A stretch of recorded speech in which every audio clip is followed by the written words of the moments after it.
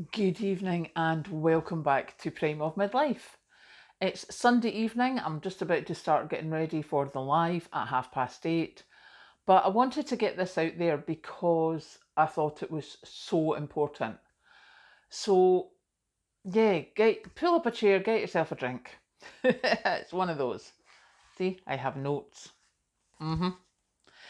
And what I'm talking about tonight is food banks. So I read a report about food banks and thought I'm going to go and have a wee bit look at this. Yes, so off I jolly well trotted.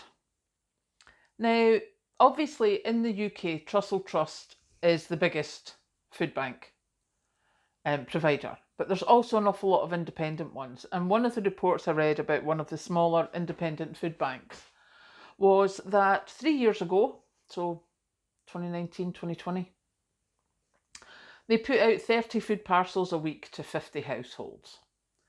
Now they put out 150 parcels a week and they cover 1,600 households. That's a hefty increase. So, that was bad enough. So off I jolly well trotted. And I looked at things and I'm like, okay, so why are people using food banks? So I went and looked at the stuff. And a few years ago, it was mainly people who had their benefits sanctioned, mainly single people. Now, families are coming in. Now, working families are coming in, especially people on 0-hour contracts, things like that. The gig economy, they're coming in. And strangely enough, what you will find, because one of the people they spoke to said this, is that this company came and was like, oh, we brought you a donation for the food bank, can we take a couple of photographs? And they're like, yeah, great.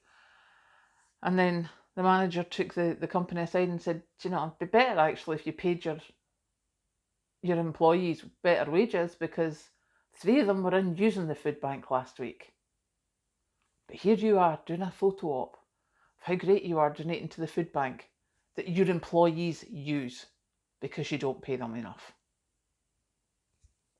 So, of course, you can imagine what that did to my wee brain. So, off a jolly well trotted, did a bit more results.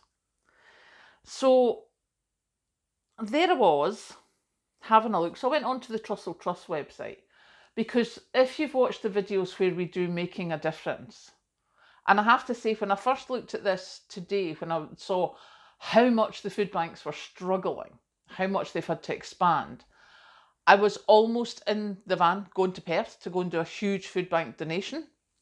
But, that's the Trussell Trust food banks that have got the donations in the supermarkets. And if you go to the Trussell Trust food bank, and many independent ones as well, it's not just the Trussell Trust, but many food banks, you have to be referred. See, you're referred by care professionals. So health visitors, school staff, social workers, your doctors, citizens' advice. I'm sorry, what? Social services, health visitors are referring people to food banks. How does that work? That's just wrong on so many levels. And I actually wrote this down, that they're saying government reliance on a charitable food aid response is unsustainable. People should be able to count on a living income. And I totally agree with that. And the people who did these reports, it's the independent food bank people, thing.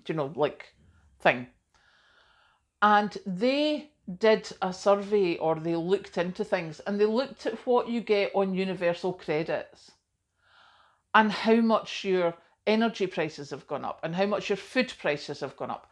And you can't live on it. You just can't live on it.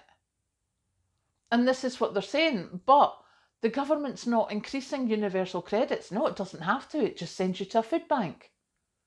But it sends you to a food bank where you get 3 days worth of nutritionally valuable food, and you're only allowed that maybe once a month or something. So how does that work? I mean, what is this about? We're supposed to be a first world country, and our government is getting our health professionals and care professionals to send people who are struggling to feed their kids to food banks.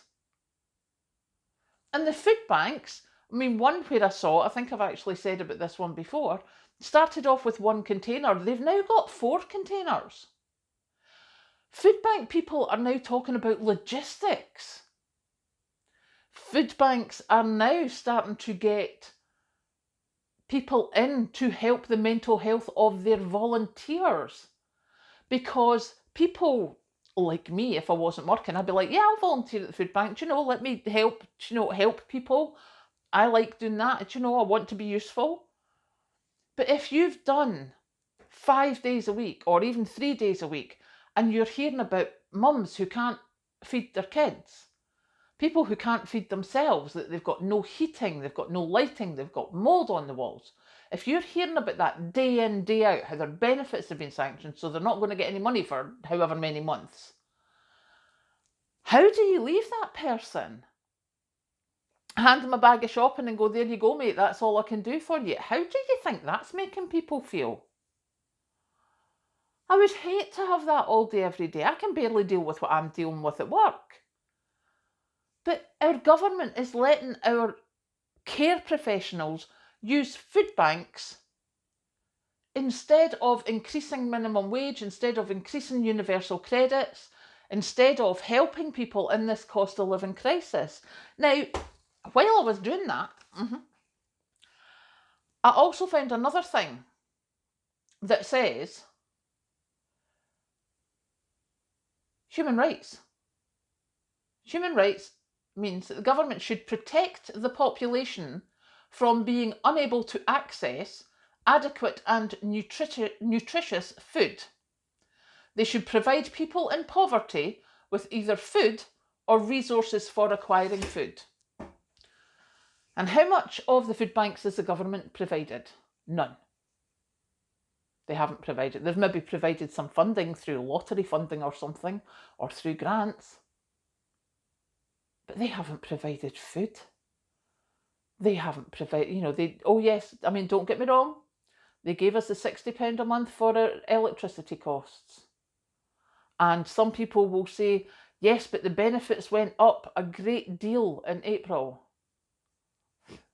Sorry. Benefits went up, what, 5-6%? Food inflation went up 19%. Behave. Pensioners, yes, they got the triple lock. Yeah, they've paid into that system all their days.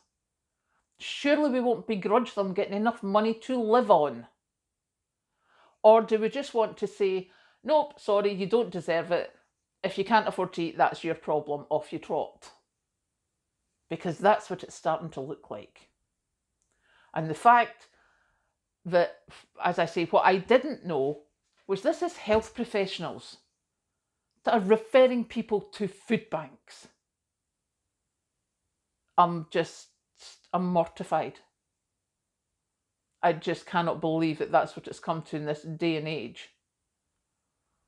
That people who are working full time, people who are working in ridiculously zero hours contracts and stuff in the gig economy, they're working 16, 18, 20-hour days and they still can't afford their rent, their heat and their food to keep their kids going or keep themselves going.